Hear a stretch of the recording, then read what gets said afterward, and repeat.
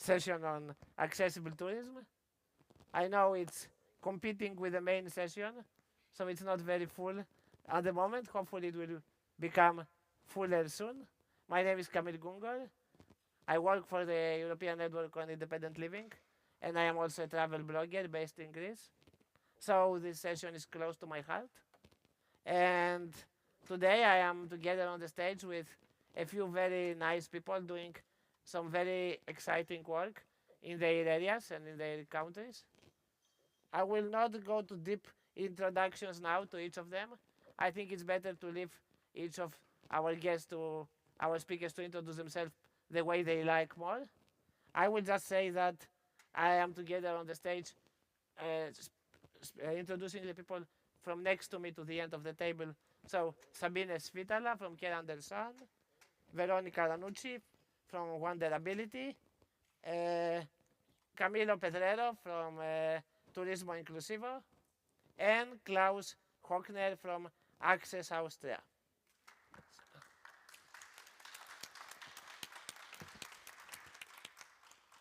So, together, we will have I will say, in my opinion, the most interesting session. After that, you can just go visit Vienna. You will see the most interesting part now. No, I'm kidding. But, yeah, hopefully we'll enjoy it. And we will discuss a topic that is very important, I think. And it's also, it's not in the title of this Zero conference. We discuss about crisis management, accessibility, and these kind of things. But access to leisure and access to visiting the world and to travel is also important part of our lives and of our rights. That's why we are here, and we have speakers that will share solutions and experiences from different countries and different areas. We will hear about how we can organize and tailor-made accessible tours. We will hear on inclusive initiatives with disabled people involved and so on. Unfortunately, two guests that were supposed to speak with us were not able to come in the end. I just want to recognize their contribution and to say that we will miss them. But yeah, hopefully they will have an opportunity to share their experience in the future. So I will start a little bit with myself, just a few quick points, and then we'll give the space to our speakers, just to make sure it will be. We need to be on time because you know how the Zero Project works. Then after us there will be another session. In the meantime, welcome to the people coming. So, can you change the slide? If we have the slides. Okay, good. So, yeah, I wanted to mention here very briefly, because I am coming from the European Network to Independent Living. So, and you see here there is on the right side of the presentation, there is the Independent Living pillars, and I wanted to connect the accessible tourism and the traveling to as part of the independent living, in order to live independently and fully included in the community. It's not only about having personal assistance or being able to use public transport, but about traveling, about moving, about experiencing what a city and a place has to offer, and about being included fully in the community. So, we can connect it to various independent living pillars: accessible travel, to transport, to accessibility, and to many more. I will not mention all of this because for the time's sake. I just wanted to say that independent living doesn't stop at home or in our city, but it's everywhere. And this is a right for everyone, and we should remember that. And yeah, I will not go deeper because I don't want you to bother you with my annoying voice, but to give the space to our great speakers, which are the true protagonists of the session. So we go to the next slide very briefly. Here there is a small slide with a few photos, and I wanted just to mention, giving also a pass later to our speakers, that when you are a disabled person and you travel a lot, like myself, you need to plan pretty much every stage, This is already annoying. I mean, you need to see whether the plane can accommodate your wheelchair, whether the company, the travel company, the airline company, can fit your wheelchair, and if they accept your wheelchair and they not consider you a terrorist with your battery. Then you need to see a hotel. Can you use the hotel? Do they have a bathroom accessible? How you will reach the hotel? How you will reach, go from the airport to the place you live, or from the port? Then you want the parts of the city that you want to visit. Can I visit this place? How do I visit? You need to plan a lot. So, some of our speakers will present solutions how we can tackle this and how can we make sure that, they will help us with planning it, and, some good ideas also for the cities itself.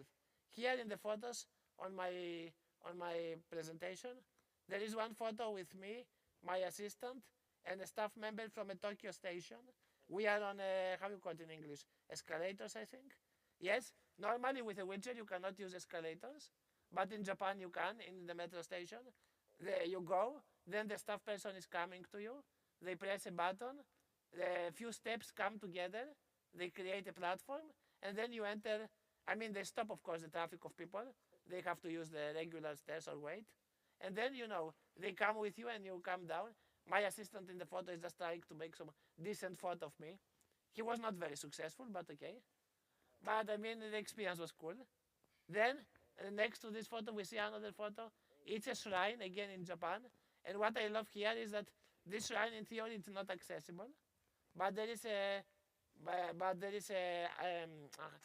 arrow pointing on a structure which has the same architectural style with the shrine, but actually it is an elevator.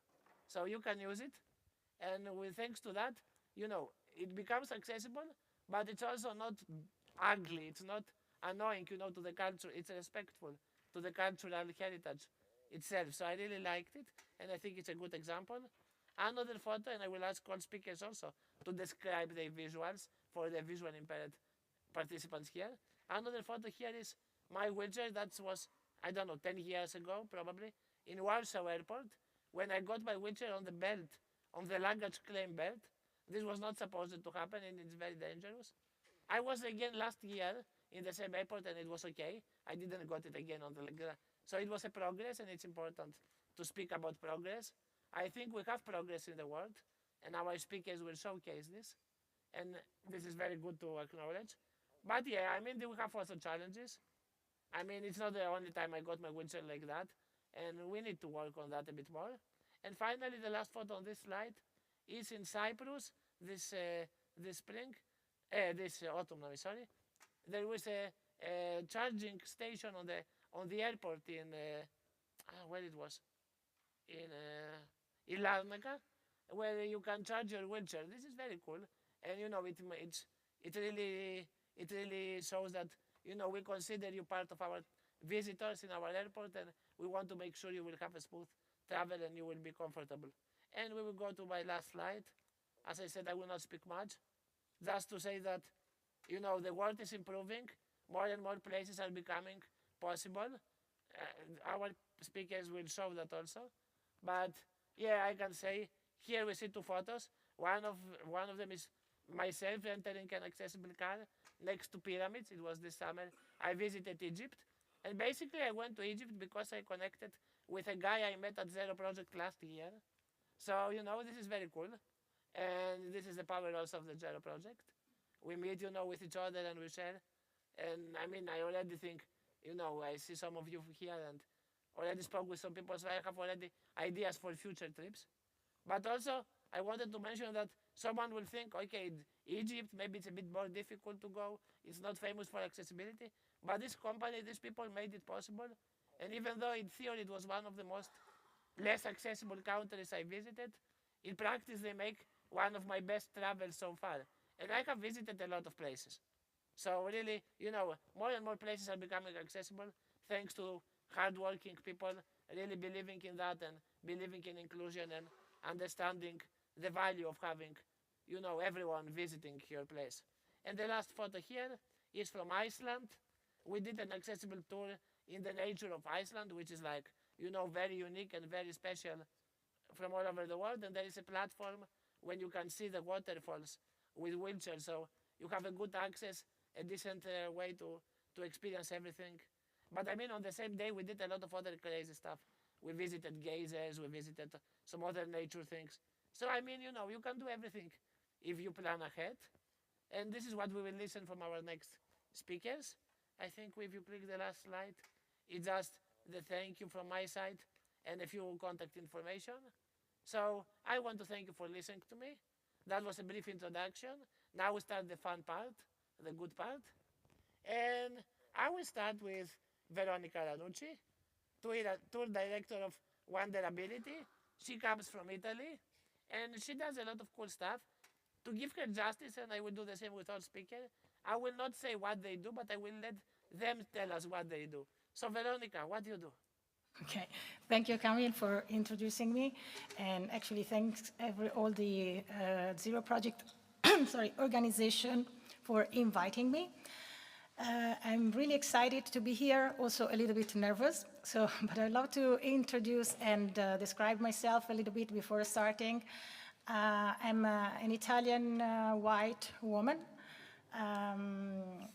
and I have brown hair, brown eyes. Today I'm wearing a pair of black pants and a very bright yellow blazer. And I'm the founder of Wanderability, which is a tour operator specialized in accessible tourism in Italy. So why accessible tourism? I'm first of all a tour guide in Florence, and I have worked in tourism since 2004. And accessibility is something very personal to me because my sister Silvia has spastic tetraparesis, and she loves traveling. So we have been traveling together a little bit all over the world. And during these trips, I realized how challenging it can be when accessibility is not guaranteed. As Camille said, you need to plan everything ahead. And so that's why in 2020, with a group of fellow tour guides, we created, we created a non-profit organization called Libero Accesso, which means free access. The idea was to make art, museums, culture accessible to everybody in Florence.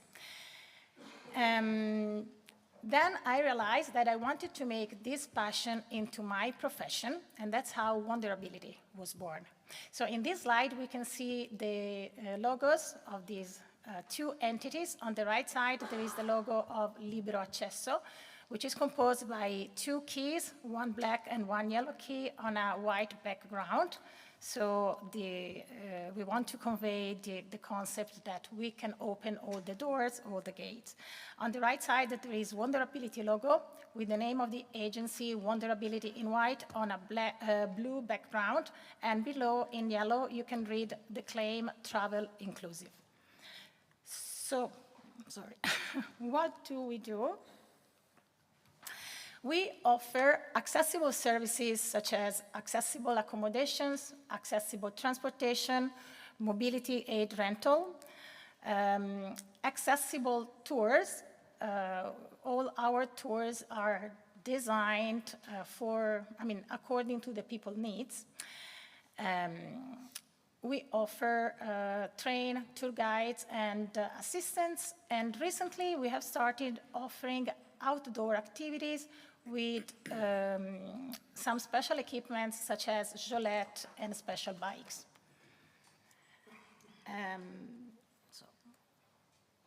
Okay, in the next slide, you see there is a bunch of logos. These are Wanderability collaborators and partners logos. This is to show that one of our main goals is to build a national network of people, associations, and companies already active in accessible tourism in Italy. So the idea is to connect what already exists and help it grow, making these projects visible and stronger through collaboration. At the same time, our services are co-created with people with disabilities through testing, training, and asking them for feedback. So, for example, all the hotel inspections are carried out together with wheelchair users. Also, the guide training is developed with the help of disability associations, for example, UICI, which is the Association of Blind People in Italy, or ENS, which is the Association of Deaf People in Italy. Also, for example, our tactile tours are created with blind people and specialized guides. And we do test all our tours to verify the accessibility in real conditions. So in the next slides, I'm showing some pictures of us in action. So in the first one, we see one of our accessible guided tours in a historical city. In this case, we are in Florence, in the Signoria Square. In the background, we can see the bottom of the Fountain of Neptune by Bartolomeo Mannati. And in the foreground, there is me. On my right side, there is one of our repeating travelers who's a wheelchair user. On the other side, there is my mom, who uses crutches, and my sister that, as I mentioned before, has also disability. And so they helped me to design like an accessible path in the historical city of Florence. I'm always wrong, okay. And the next slide shows one of our tactile tours. In the picture, we see 3 hands touching a marble statue, which is the St. Matthew by Michelangelo in the Accademia Gallery in Florence. And the next one shows one of our outdoor activities. We are on a special bike, Fun to Go, which is a side-by-side tandem. There is me again and Stefan, who's a blind guy from the UICI in Lucca. In the front of the bike, in the basket, there is my dog, Ulisse, who's the mascot of Wonderability. Wonderability was born only 1.5 years ago.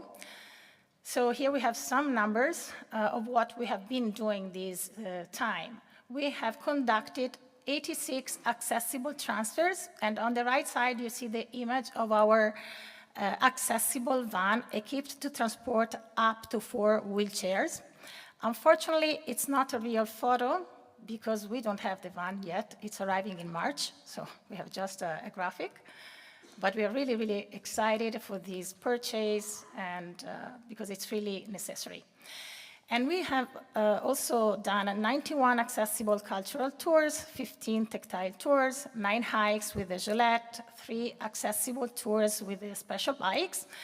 And we have checked 35 hotels and 23 restaurants with the help of wheelchair users. Oh, sorry. So sorry, I'll be fast. So today we are focusing mainly on incoming tourism, and our main target are travelers with mobility and visual disability. And so, and we are creating partnerships and collaborations with both Italian and international travel agencies and tour operators. Speaking of future, we aim to expand our network of accessible collaborators and strengthen our model built on collaboration. I'm in time? Okay. Thank you so much. Yeah, I did my best to be on time. Thank you. Yes, can you hear me? Is it working? You need? No? Is working? No. The mic? Okay. Good, thank you. So thank you, Veronica, thank you. Sorry for all, I mean, here we will need to stick to the time. It's 8 minutes, so we have a big clock here for, in case, I forgot to mention it earlier to our speakers, so everyone can have a look on that. But I think afterwards there will be a few minutes for discussion, so we will come back. We can mention some other things that we didn't have time to mention. Thank you, Veronica, for introducing this pretty new initiative in Italy. You said it's 1.5 years, no? It's very interesting. It's really new. But quite active. And I mean, I have been to Italy a few times, and it's not the easiest country sometimes to visit. So, you know, the work they do there, it's really important. But it's really one of the most beautiful countries, so it's really, really important to have the possibility for everyone to visit. Now we will take the plane from Italy and we will fly quite far. We'll fly to Chile. I think it's summer in Chile at the moment. I don't know. Camilo will tell us. Camilo, tell us about the weather in Chile and what are you doing? Yeah, well, it's summer right now, and it's a very, very hot one this year. Thank you, everyone. My name is Camilo. I'm 35 years old, white Latino man. My hair is just the brown color, short hair. You will see that in my lanyard I have many, many different pins, so you can see my interests and the things I've done. So that's why we can start conversation when we meet. Where we are here is I am the part of the co-founder of this project called Destinos Inclusivos, like inclusive destinations, basically, if we were to translate it. This is to tell you right now, it's a family endeavor. This is from my mother. She has experience and learning with people with disabilities. She's been teaching and the specifics of this for a while in Chile, more than 30 years. So from that and our love with tourism, and me being in the tourism industry, we came together to do this, this idea. So what is the challenge that we found? This is a bit broken, but let me just, yeah. So the problem is that we have a broken chain. What we thought about, when you have the accessibility chain, where it's similar to what Camille was showing with all these pictograms, with all the different traveling and things, we find that the information is the problem for people with disabilities. They are not sure if there is the bathroom, if there is the accessible access, even if there is information in Braille, or even QR codes now are the thing now. It's also very modern technology. So our proposal as a solution is to do, it's a website. It's called Destinos Inclusivos, as I was saying to you, inclusive destinations. And it's got a logo of like the map pinpoint with some of the different other diversities. We like to call it diversities. We don't say that disabilities per se, but we target these 7 categories that are here. You can see in the photos also the main website, where you can search by category, by where they are in Chile, and also the, what's the other one? The diversity. So physical, visual, auditory, cognitive, autism or neurodivergent, and LGBT community also for safe places, and also veganism, dietary restrictions. The idea is that is a free, centralized platform, free access for everyone, either as users and providers.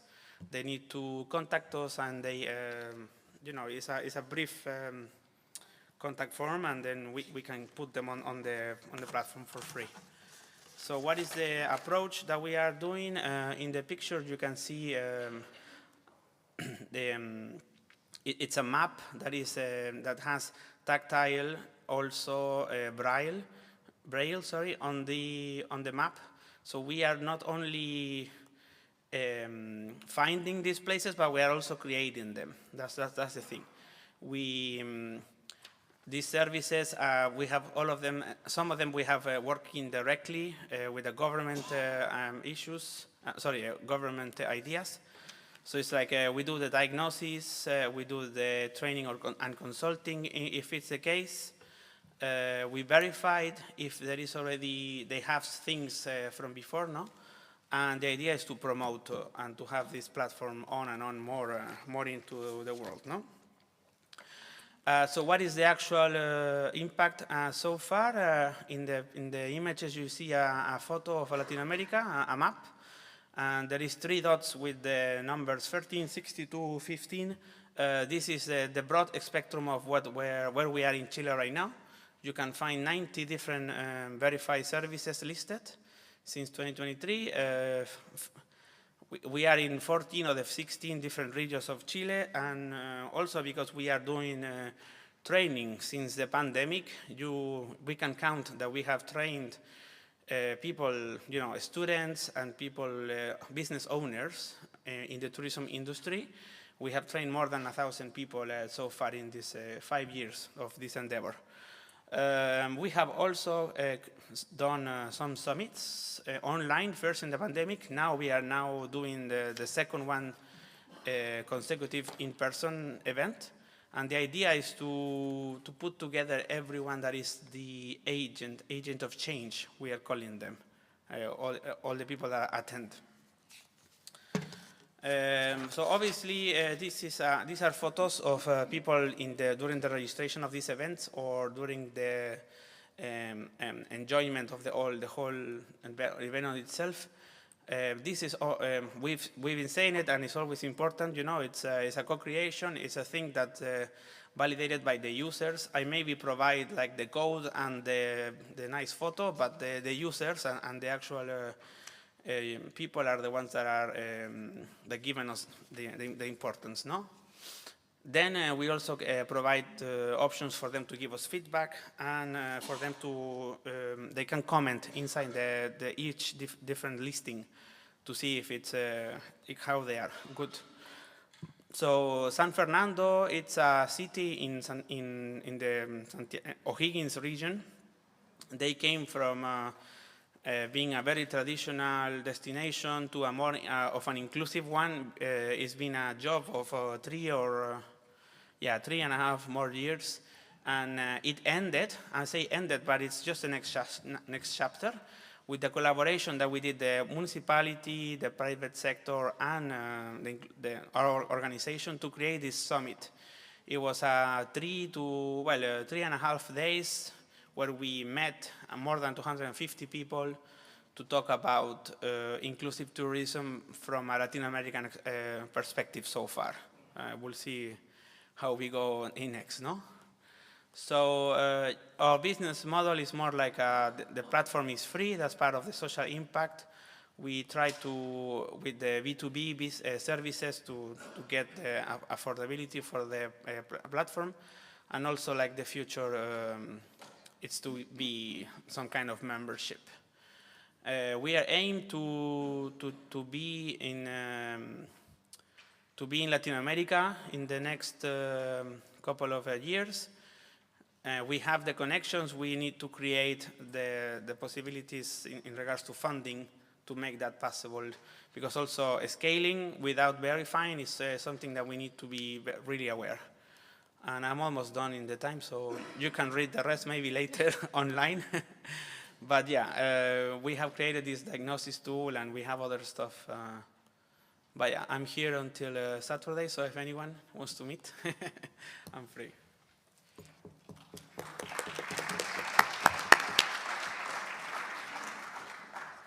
Thank you, Camilo.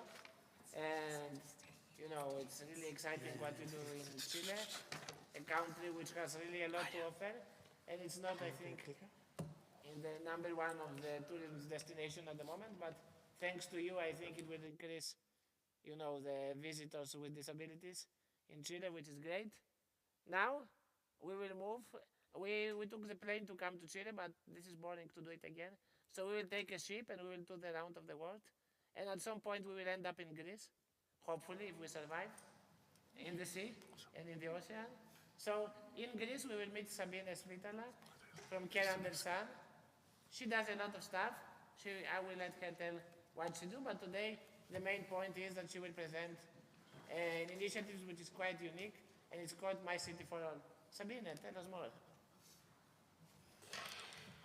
Thank you very much, Camille. Hello, everybody. My name is Sabina Svitala. I'm female, age 50 plus, and wearing light rose top with dark gray hair. I'm very honored to be here on the international stage, and especially with our new project, which I would like to introduce to you today. Our company, Care Under Sun, is based in Greece, as Camille already said, and we bring people to the ancient cities and show the history and culture of Greece. This is our everyday doing since 2017. The company offers tours for disabled and seniors all around Greece, the mainland, and over 180 islands which you can travel to in Greece. And we basically focus on mobility limited travelers that visit Greece every year. But the team, and a very creative team, we never stop to think for new innovations, and we like new challenges, basically. So lately we said, why not to make the impossible the next thing that we're gonna do? And this is how My City for All was basically born. The logo, when you look closely, may explain already the idea. What means My City for All? What was very important for us, or what was the idea, is to turn around the situation, to include disabled people even more in an active way into tourism. So what about when you're next time coming to Greece and you're gonna meet with your guide for the tour that you have booked, maybe on Get Your Guide at the Acropolis metro station, and your guide is gonna be a wheelchair user? I believe, and we believe as a team, that there are many, many great, talented people with disability that would like even more be present in the tourism, and we want to offer the platform. The objective of the projects, just summarize quickly, is the empowerment, as I said, giving active role to disabled people in tourism, creating new, inclusive and accessible products for everybody, where everybody can join, but as well awareness and education.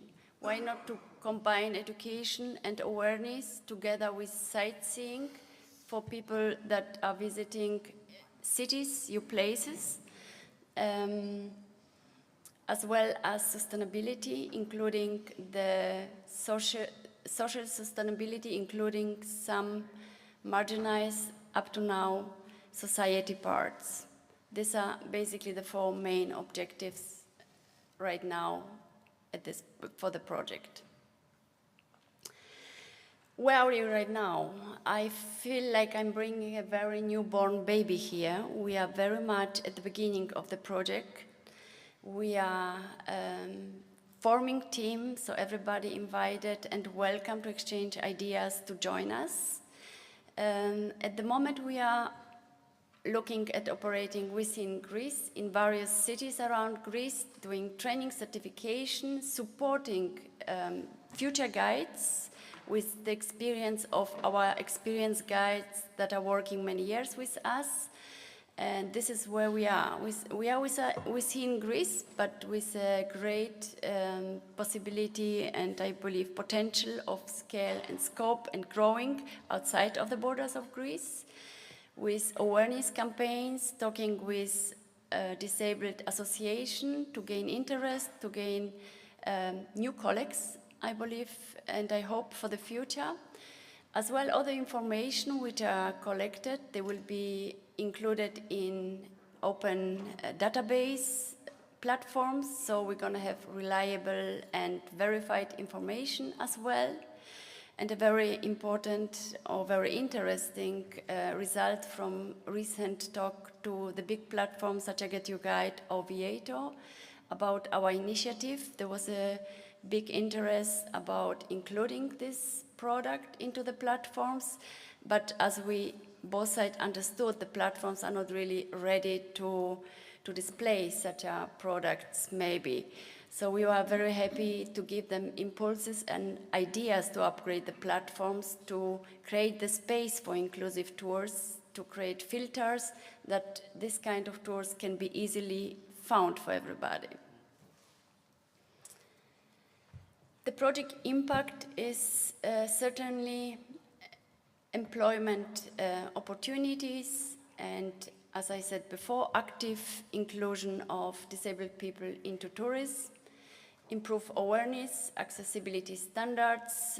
We hope to be improve awareness not only for the visitors of the city, but also for the local communities, and stronger community engagement in tourism.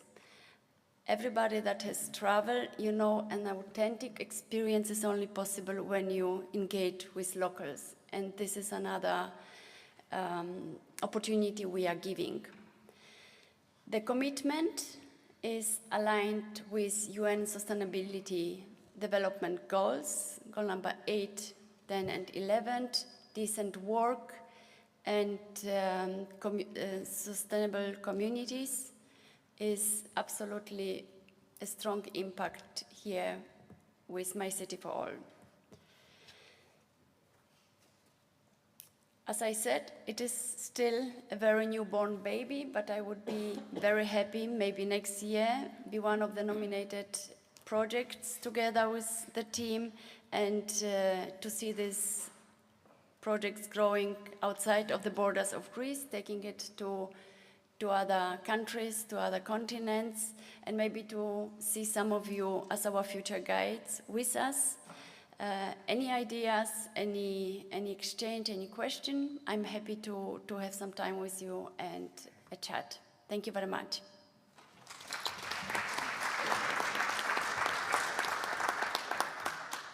Thanks a lot, Sabine. That was very interesting and also quite unique.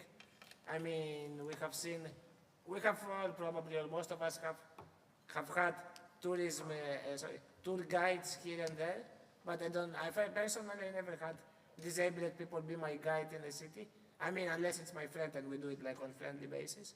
So I think, it's interesting, to have it something more organized and more professional with people who share the similar experiences with you, to be able to show you the city from this particular angle. I think this is an exciting idea and opportunity, so we are looking forward to see how it will develop in the future. And now we will continue. So from Greece, we will take a boat, the ferry, we will go to Italy, say hi to Veronica, and from there we take a train and go to Austria to meet Klaus. In that way, we used all modes of transport, and we didn't just use airplane, which is not very sustainable. So we arrived to Vienna, we meet with Klaus, and Klaus, who is like, in the Zero Project, I mean, since I am here 4 years, I think he was even more. So he is very good at explaining us what they do here and why Vienna and why Austria, and I don't know, Klaus, what else will you share with us? Yeah, thank you very much. My name is Klaus Höckner.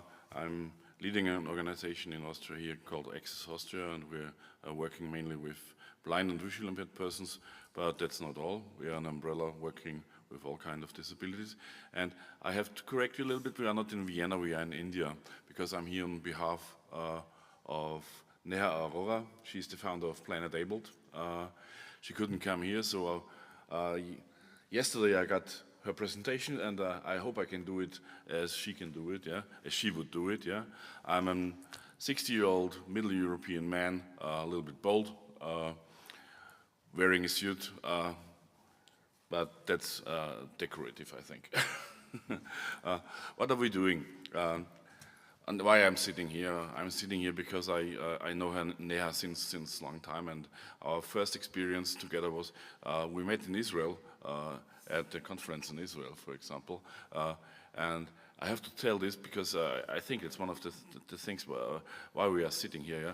That the founder of Access Israel, for example, he sits in the wheelchair, and he said, okay, why he's engaging now in accessibility? Because he went down to Eilat in a hotel, and he wanted to go to this hotel with his children, and he asked them, is it accessible? Yeah, and they said, yes, no problem.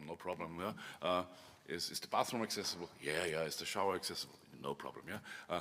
There was an accessible showroom, bathroom, but the access was not accessible.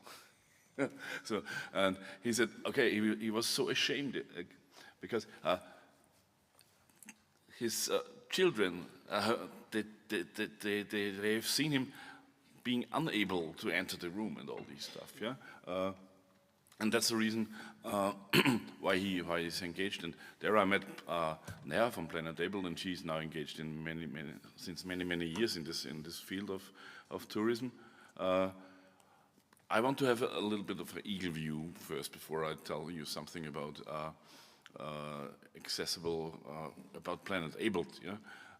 Because I think most of the things they were on the table from the other ones, yeah, what we need and so on. But why do we need this? Do we need accessible tourism? Because, and what's our mission? Our mission is that we envision a world where accessibility is seamlessly, yeah? Woven into every journey, and you don't have to think about it, you don't have to call the people, you don't have to call the hotels, you don't have to call the travel operators. That must be a built-in thing, yeah? And why is this? It's not a gap, because we have inclusion, yeah? Look at the numbers, look at the bare numbers. Always when I talk about disability in front of the audience, I say, perhaps you remember there was an American president, he said, it's economy stupid, but I don't say it's economy stupid. I say it's demography stupid.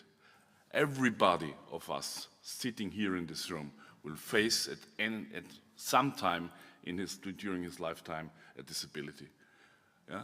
You will lose the sight, you will have hearing problems, mobility problems, cognitive problems, all together. So you have a disability. Yeah? Why do we exclude 2 billion people worldwide, yeah, from the services that for a non-disabled person is, okay, I have it, yeah? I don't have to think about it, because for me it's normal. Yeah? 80% of the tourism structure is not accessible. Wait, that's not right. It's not. We have 6 million plus Airbnbs, but only 300,000 of them are accessible. And if they say that they are accessible, okay, yeah, okay, and so on and so on, yeah. So 20% of the structure of the infrastructure is not accessible. Why? Yeah. So I'm sorry, but as I said, I had the slides yesterday, so I have to have my cheat sheet here. Yeah?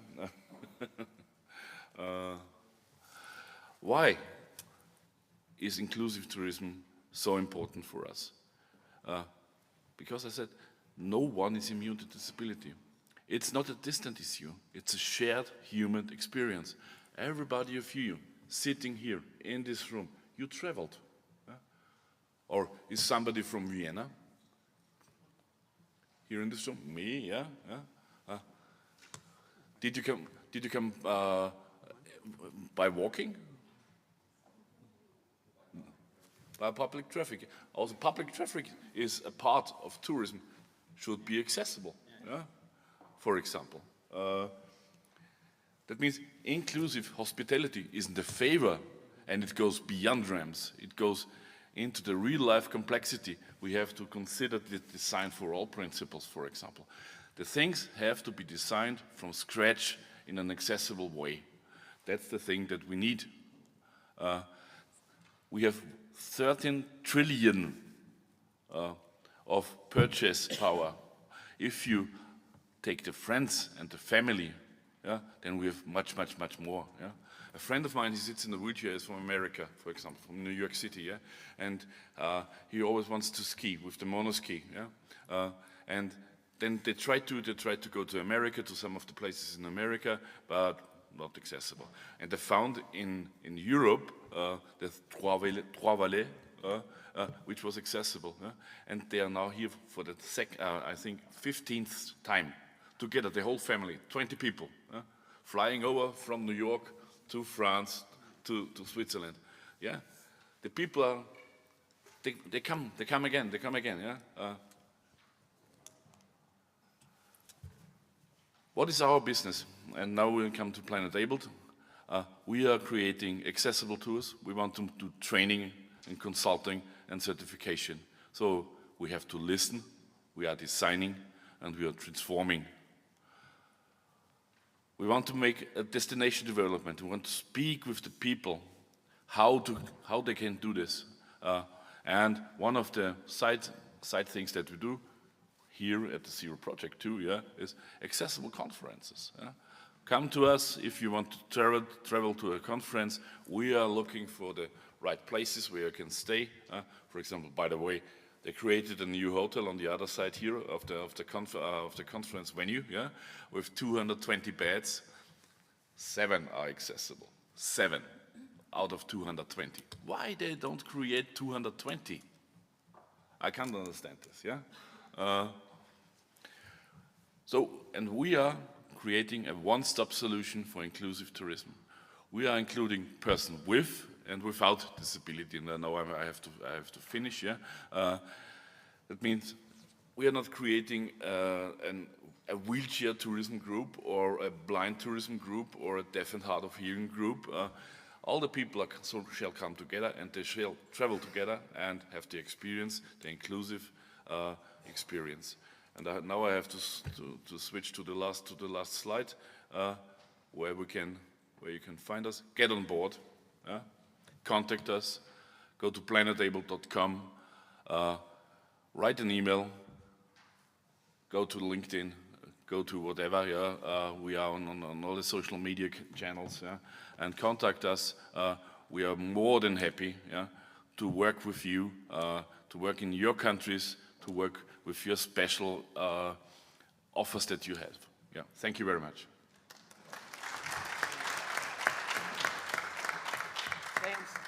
Thanks a lot, Klaus. I mean, thanks a lot also to Neha, who unfortunately last minute she was not able to come. Neha is a good friend and she does a really good work in India, in Austria, and maybe even in other places.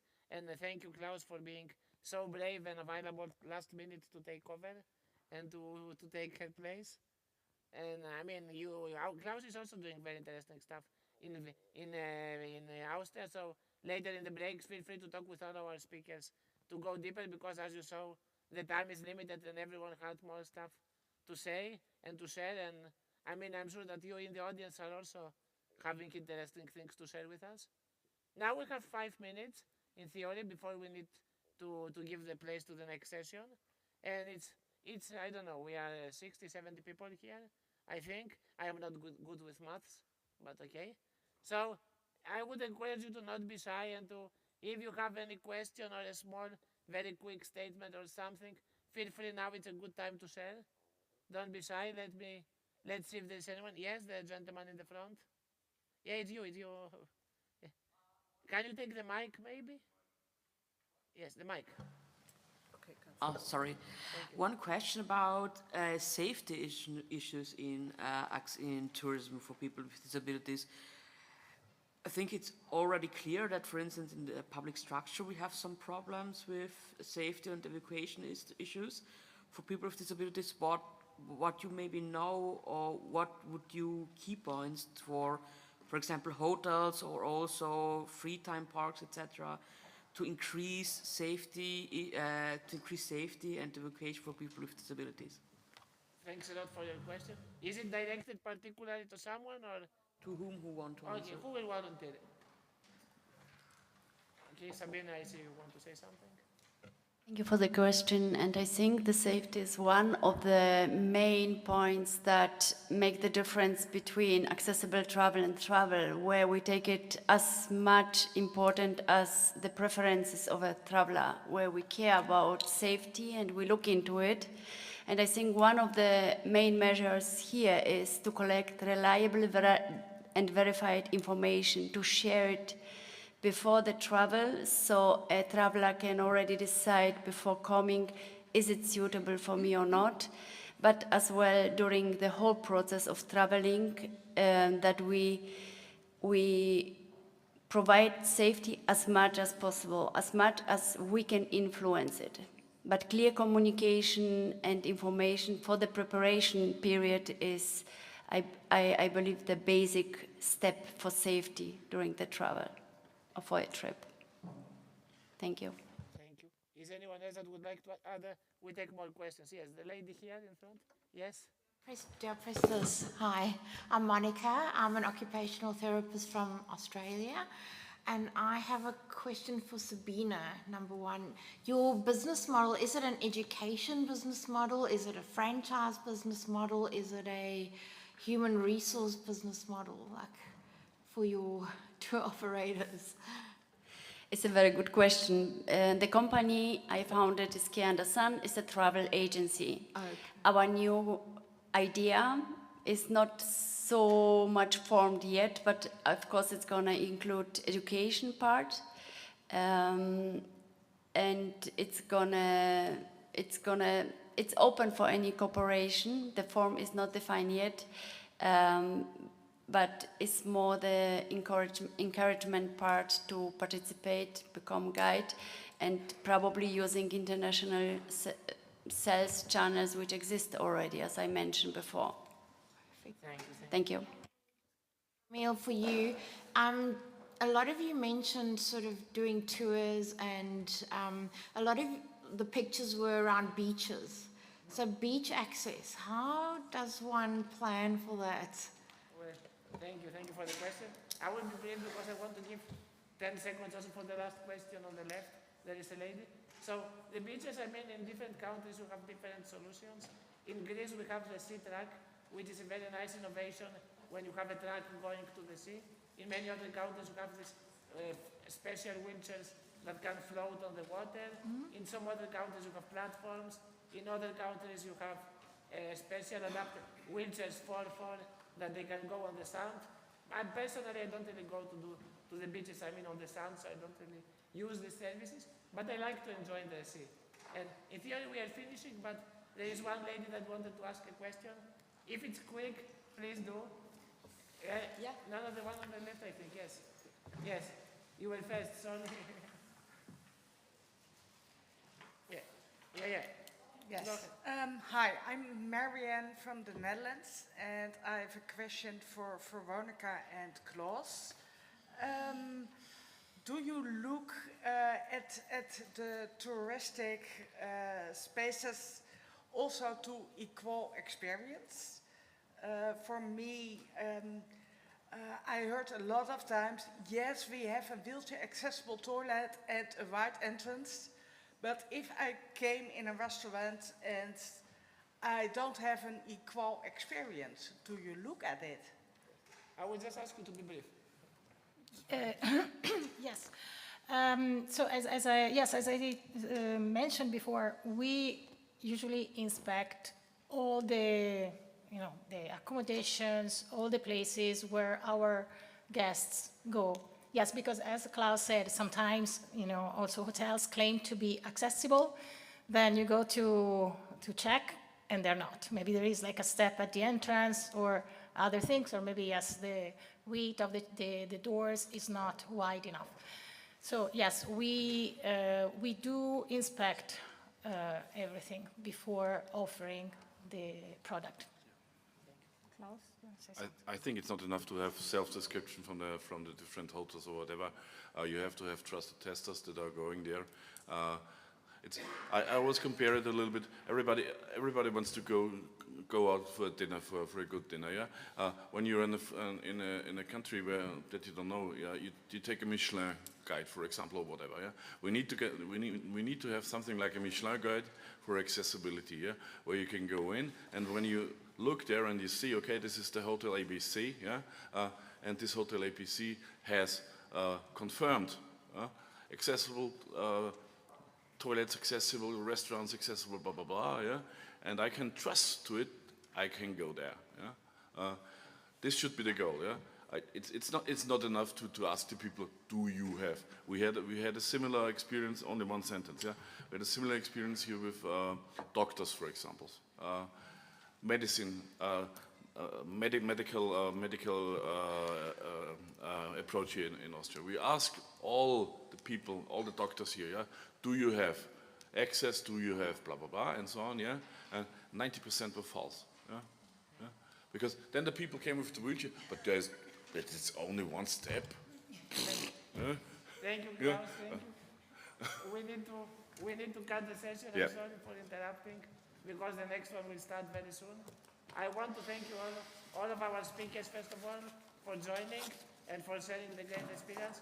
Feel free to talk with them in the next days, in the breaks and in the networking opportunities. There is much more to be shared. Thank you for coming and for your questions. Thank you to our interpreters and our volunteers and everyone who worked for this session. Have a good evening, enjoy Zero, and talk to people. That's my advice. Thank you. Thank you.